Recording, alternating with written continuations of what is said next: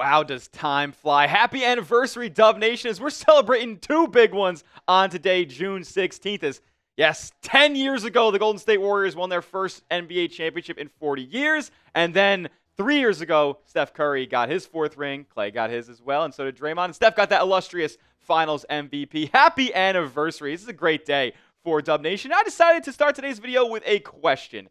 Who wins in a 7-game series? Is it the 2015 Dubs, the upstart kids who beat the Cavs in 6 games, or is it the 2022 Warriors, the grizzled vets who defeated the young Boston Celtics in 6 games? You let me know. You be the judge in the comments section.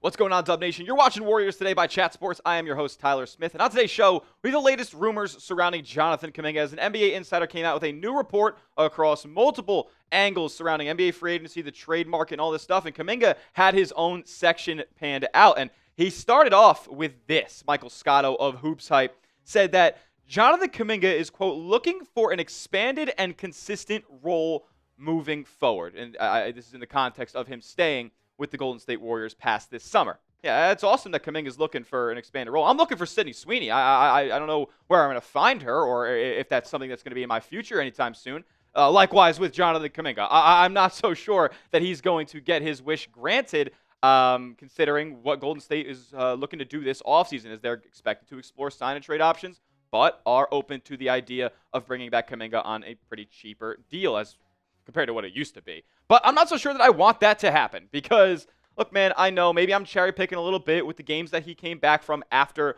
the 2-month-long ankle sprain he suffered, but he was not good and clearly did not fit with the best version of the Golden State Warriors, and that was the version with Jimmy Butler in the lineup. If you look at the numbers on screen, man, they are uninspiring, and he just really couldn't carve out the role that he had in, late December, early on in the season, where he was really hitting his stride a little bit and looked to be somebody that, Warriors fans were excited about moving forward. But, man, once he came back, he was a shell of himself and really left a sour taste in many Golden State Warriors fans' mouth and really never got that three-point shot down like he promised he would last offseason. And, I don't really understand Golden State's philosophy here with the idea of bringing Kuminga back, because there's two things that can happen. One, you bring him back and you trade him later on. We'll talk about that in a little bit. Or two, you bring him back and you have really no financial flexibility to make big marginal needle-moving moves the rest of this offseason, so you're running the same roster back. And it just boggles my mind that the Warriors front office think that is a feasible idea if they want to contend for a championship and give Steph an opportunity. I really am at a loss for words when it comes to Kuminga's free agency. I think it's best for both sides if the two, move on. But I understand that, Golden State can't reap all the rewards of Jonathan Kuminga's new contract in terms of what they'll get back in a trade. It's only 50%. So there is that idea as well. But my, next question is, what do you pay if you're going to bring him back? Because that seems like what the most likely option is at this point. What do you pay Jonathan Kuminga, and how long do you pay him for? Is this going to be a 4-year, $100 million contract? Is it going to involve, some sort of option in a couple of years or so? Bobby Marks of ESPN had his little projection as to what he thought Kuminga could command from the Golden State Warriors. He said, projecting a new contract for Kuminga is like trying to master the Rubik's Cube.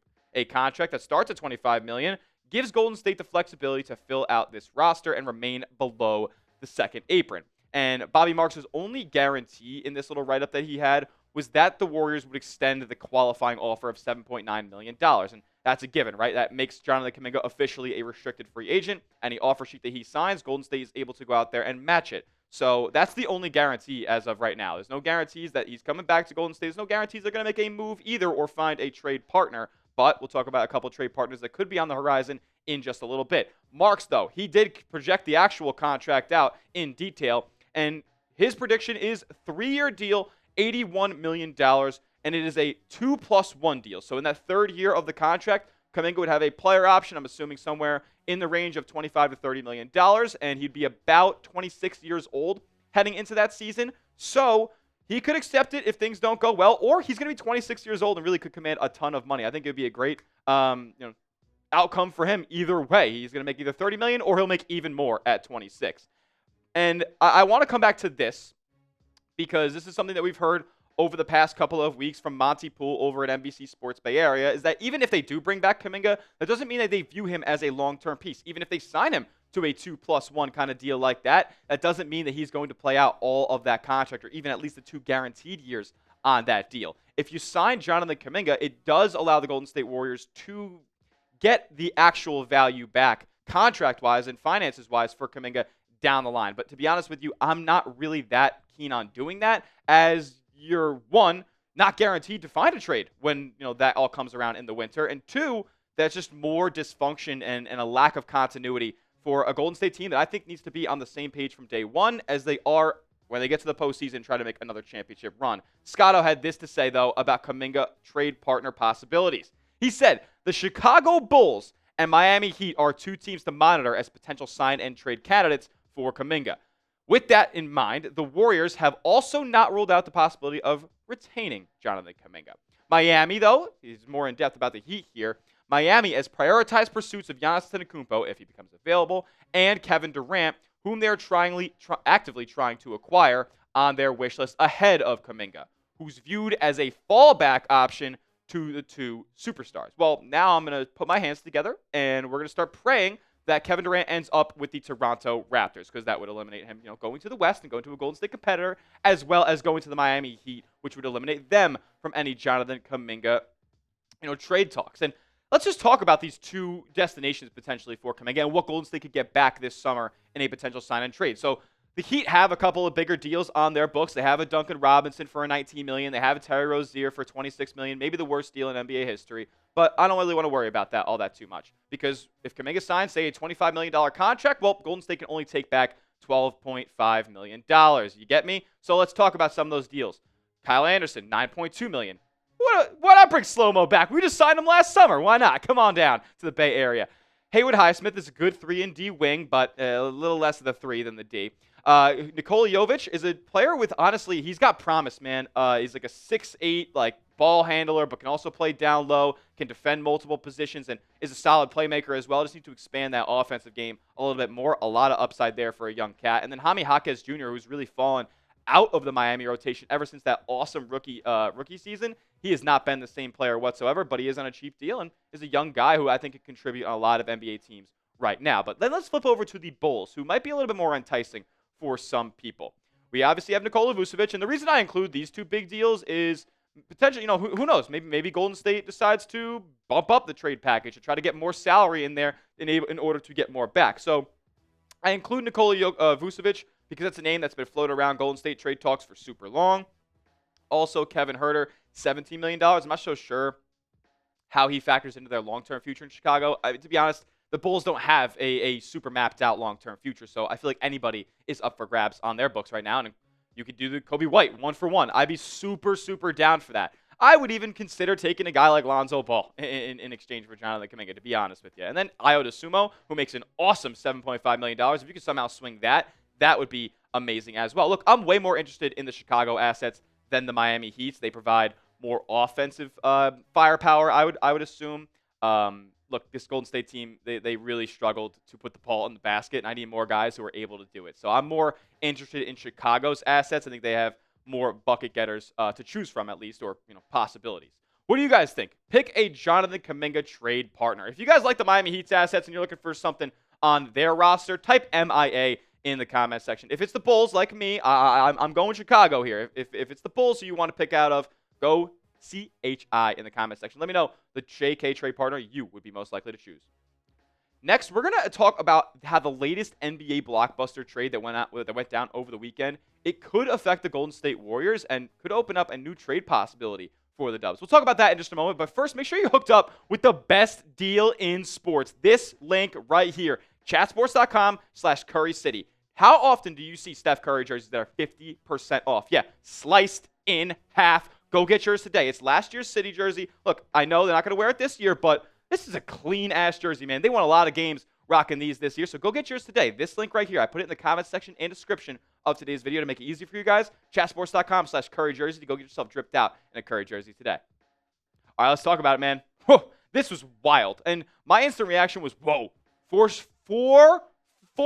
unprotected first-round picks for Desmond Bane? That's a lot. But then you really, kind of boil it down to, the Magic got a whole heck of a lot better. They're going to be one of the best teams in the Eastern Conference next year. And how much room do they really have on their roster for down the line for future first-round picks? It seems like the East is as wide open as ever, and they have all the firepower now to be able to go out there and make an NBA Finals run. Look at the Pacers this year, man. Nobody expected that to be the case, and now with Jason Tatum out this next season, who knows about Giannis, and I'm not sure if Kevin Durant will make his way to the East. It's anybody's game. So they Magic struck while the iron is hot, and now the Memphis Grizzlies look like they're in a little bit of limbo now. What's good with their roster? Where do they go from here now that they just traded away Desmond Bane and only got back, as far as players go, Kentavious Caldwell-Pope and Cole Anthony?